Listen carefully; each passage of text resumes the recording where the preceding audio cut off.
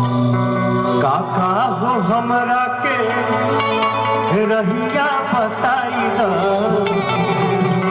बड़ी भुलाइल तनी घरे पहुँचाई द। यही मेला भाव होना चाहिए, यही मेला है। इटखोरी मेला में महोत्सव में हमारे को छोट भाई भुला गया, ओकर भाव देखिए। काका हो हमरा के रहिया बताई द बनी भुलाइल तनी घरे पहुँचाई द। ना जानी गौआ ना जानी गौआ के ना काली माई बाड़ी हम